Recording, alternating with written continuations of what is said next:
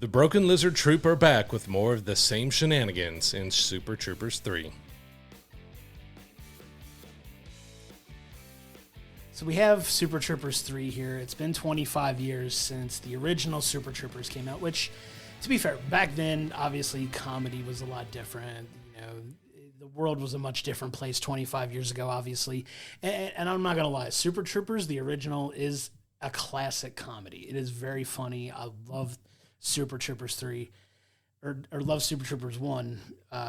But Super Troopers 2 that came out about 17 years later, about 8 years ago now, I felt was very, very weak. So I was surprised that they were coming back and making a third one of these, given how poorly I felt that the second one was, and it did, at the box office. And here we are with a third one. This one is centered around, you know, Farvo marrying Thorny's sister here, and that's kind of the central crux of what they attempted to make as a story out of this. But I gotta say, man, we went into it. I try to go into these movies with just a hope and optimism that, you know, you're going to deliver something that's going to, you know, entertain me, make me laugh. But I found myself in this movie. There's a couple moments where I did laugh that are silly, but it was just so much of the movie that I kind of just sat there bored in a lot of ways, where it was just like, I'm watching a movie, but there's points where the comedy that they try just doesn't hit, and it's just a hot mess of a story. But I really feel like this one missed the mark for me.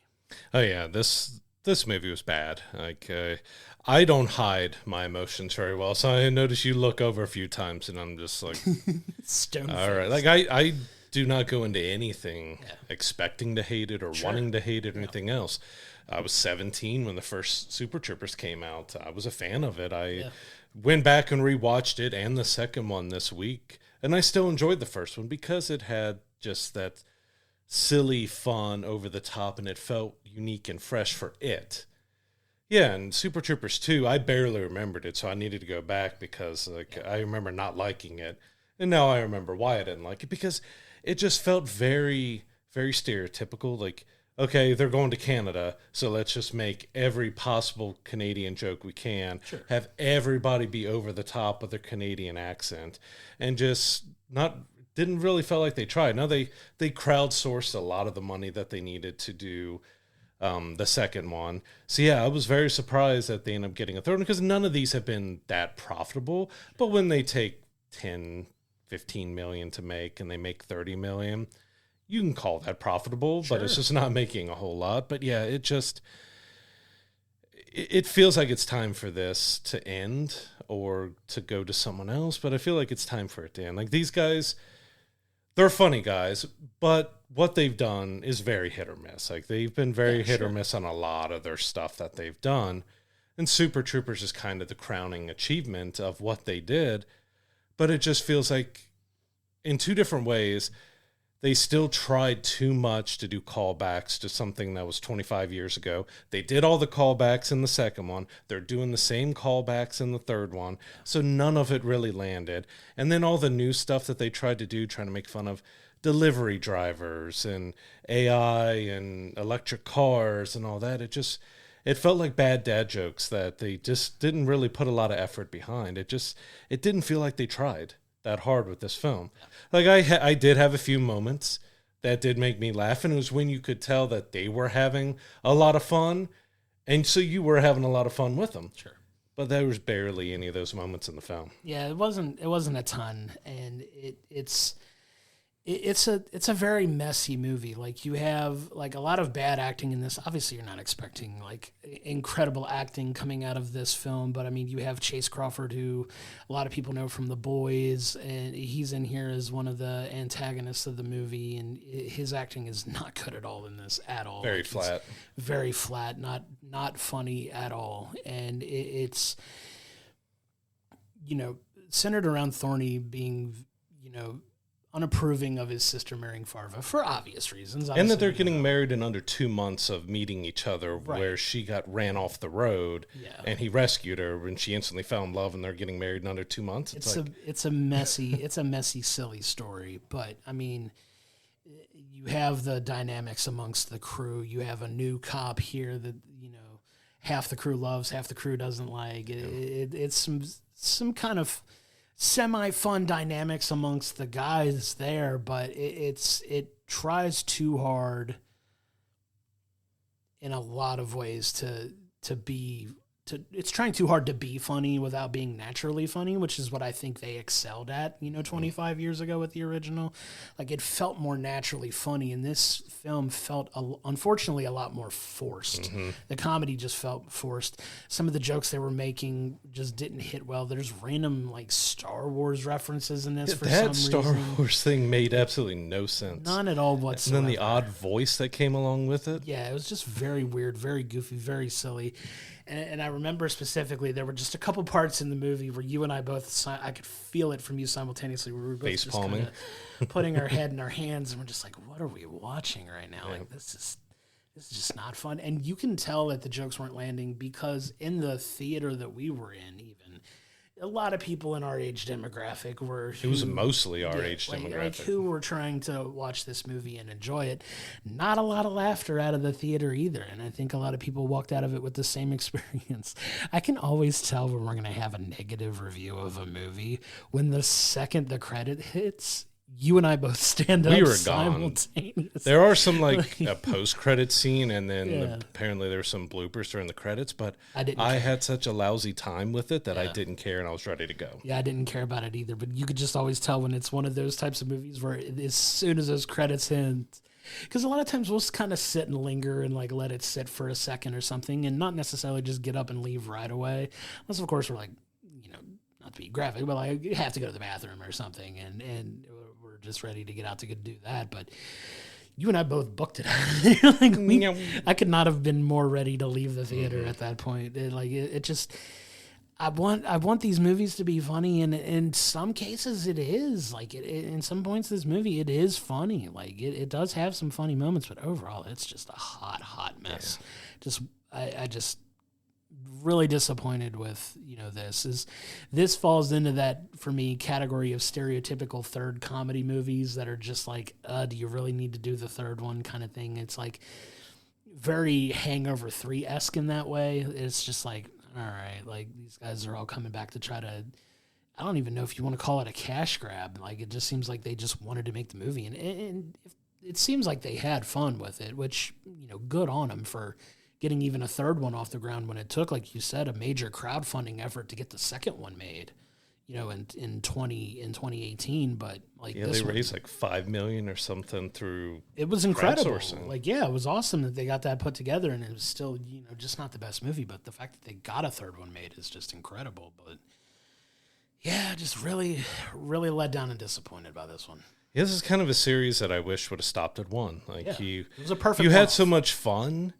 And you wish they would have done more back then, but like I said, it took 17 years between the first and the second one, which is your demographic is now in their 30s that you initially made the movie for. Because like I said, I was 17 when it came out. Yeah. I was right in that demographic, along with the demographic of being the stoner cop movies and everything else. But yeah, by the time the second one came out, I doubled my age. So I was in my 30s when that came out. Now I'm in my 40s to watch the third one. That's crazy.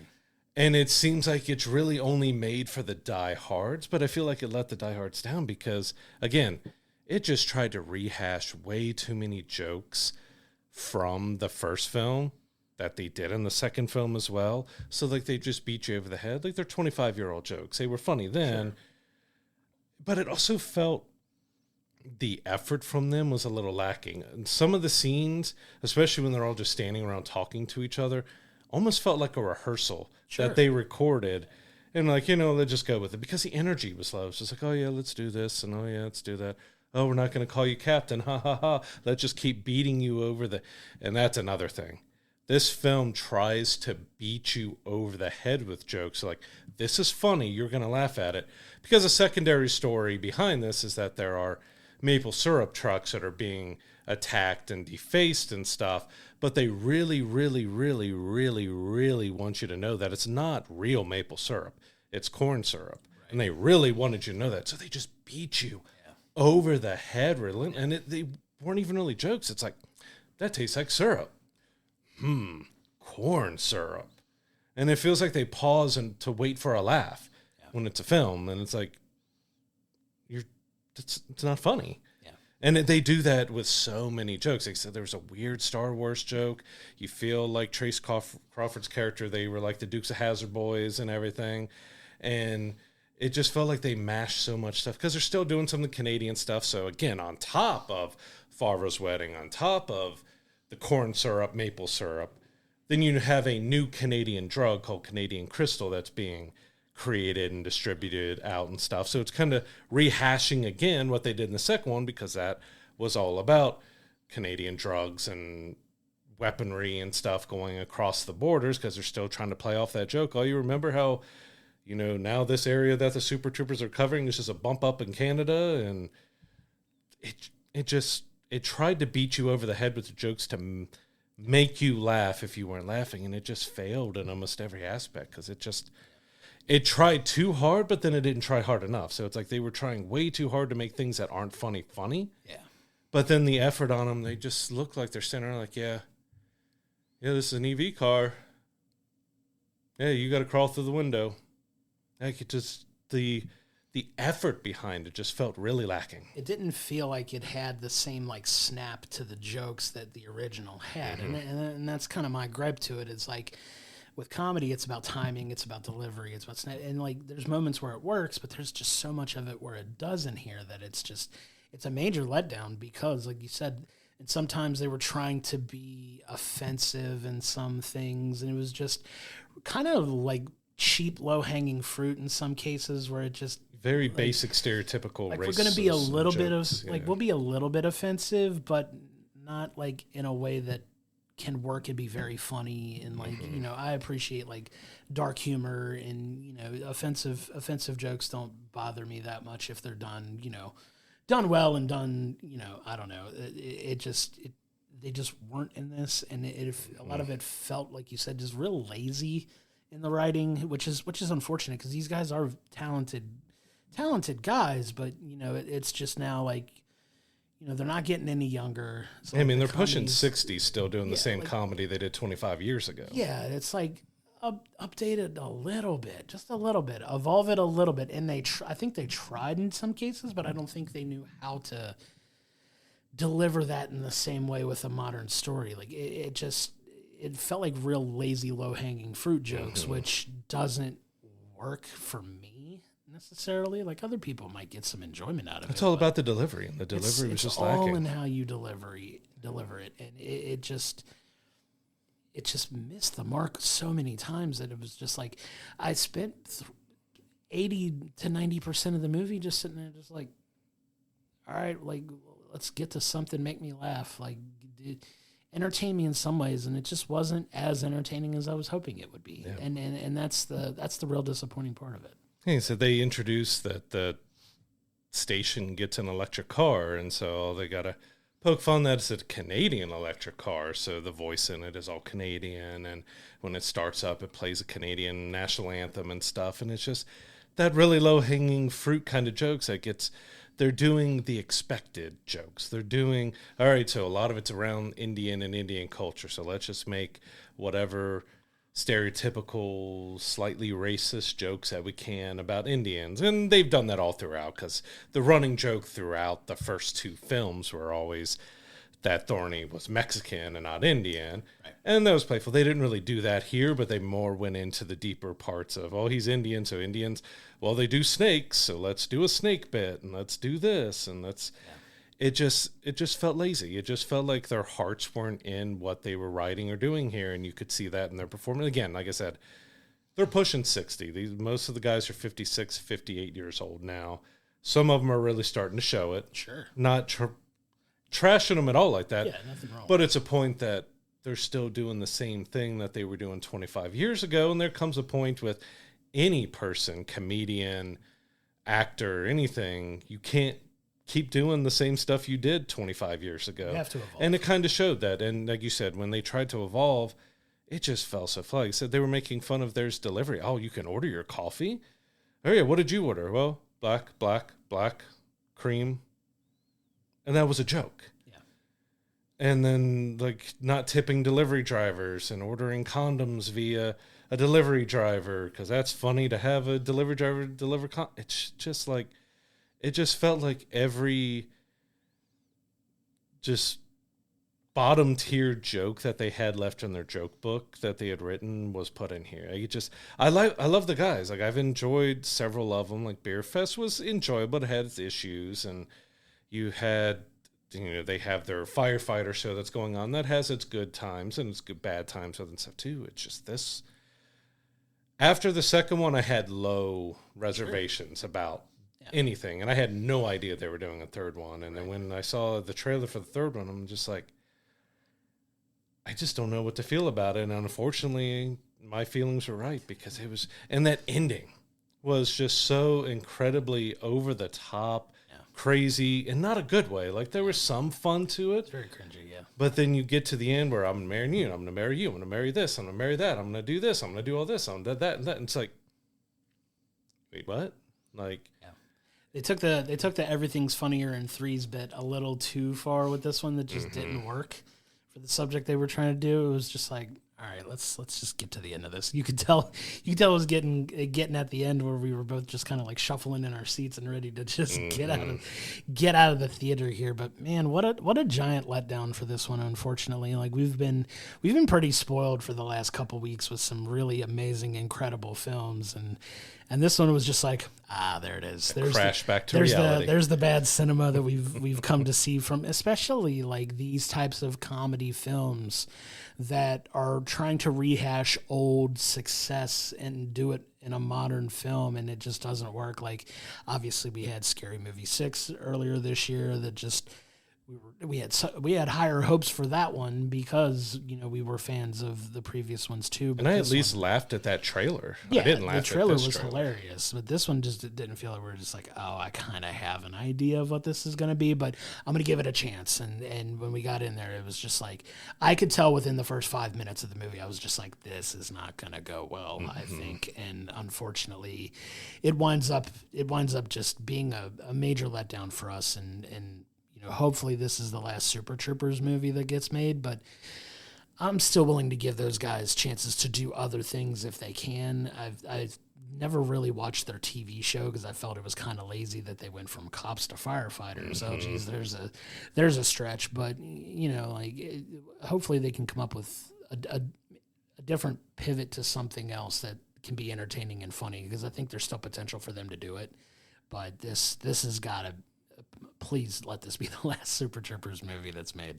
Yeah, so Super Troopers 3 is a comedy that's lacking laughs and jokes. Like, it feels like they were just kind of going through the motions, that you could tell the jokes just felt really lazy. They tried to beat you over the head with so many of the jokes by repeating them over and over and over again, hoping that they would be funny the fifth or sixth time that you heard it. If it wasn't funny the first time, rehashing jokes that they used 25 years ago in the first one, which is vastly superior to any of the sequels that they've done here. It was just a big disappointment. I had very little laughs, very little entertainment, jumbled, messy story. But you don't exactly go into this for the story, but at least the first one felt cohesive and that the jokes fit with what they were doing. And this was just throwing a billion different bits into a single film and hoping that something worked, and really nothing worked. I'm giving this a 2. Like, I did not have a good time with this at all. And it's sad because I did enjoy the original, but these sequels were just really bad. Yeah, I mean, I'm giving it a 2.5 myself. That's about where I landed with it. There are some entertaining moments that'll bring it up a little bit from just being a 1 or a 2 for me. Like, it's got some funny moments in it, and I think that'll save it just a little bit. But man, what a hot mess this movie was. It lacks a lot of the snap that made that first movie so magical, and it just really missed the mark for me, and that's disappointing because I wanted to at least give this a chance to maybe they can evolve the comedy just a little bit here, because they're talented writers, they're talented people, but this one just wasn't it. Bad acting, dialogue was just meh. It didn't do anything to keep me super entertained through the entire film, and it's just very unfortunate. I really wanted to like this movie better than I did, but it missed in so many ways for me. Yeah, it was just so disappointing that just the lack of effort on the jokes. Like, you could just tell on their face and their body language that they were just kind of going through the motions with it, and you could tell the writing was the same way. Like, they just like, all right, let's just do this, and we'll make 10 more jokes about it throughout the entire. It's an hour and 44-minute movie, but it feels like we were just getting beat over the head with the same flat jokes, and even had a weird one, which it was somewhat funny, but it was just so over the top where you get, and slight spoiler, but there's a part where Farva admits that he has an allergy to shellfish, but he's going to eat it anyways because he's Farva. And then it turns into, like, were they trying to do an MCU movie when it comes to a shellfish allergy? And it was just, I laughed at parts of it, but it was just so like, what are we doing here? Right. With you're turning Farva into the Hulk because he's allergic to something? Like, it was just not how allergies like, work. I laughed a couple times at it, but at the same time, I was cringing and putting my head in my hand, like, what are we doing here? Like, it just, you can grow out of comedies and grow out a certain amount of comedies, and this being a stoner, just gross out type of comedic thing. But it wasn't that. It was just how poorly they executed almost every level of this. Yeah, it just, the film just doesn't work for me. It's really disappointing. Like I said, hopefully they can pivot to do something else now, leave Super Troopers there. God forbid they come out with a fourth one. I'm not gonna lie, if they make a fourth one, I'm probably not gonna go see it in theaters at all. But Super Troopers 3 is out in theaters now. If you want to give it a chance and go check it out, go check it out. Don't let us, dissuade you from seeing it. If you might have a good time. You might have a good time with it. And if you do, come back and let us know what you really think of the film. But I have a feeling a lot of people are going to be on the sides of us for this one. But come to our social media pages. Let us know what you think. We'd love to have a conversation about this film with you. Yeah, so thank you so much for tuning in. And if you feel so inclined, do all the things to help the show out, from follows, shares, likes, and comments on social media to subscribing on YouTube and your favorite audio platforms. All of it helps us out so much, and we can't thank you enough for all the support. You can also become a subscriber over on Patreon to get each episode delivered to you early, exclusive merch items, and your name read out at the end of every episode. Check it out at patreon.com/we'll bring the popcorn. That's going to do it for this episode, and we'll see you on the next one.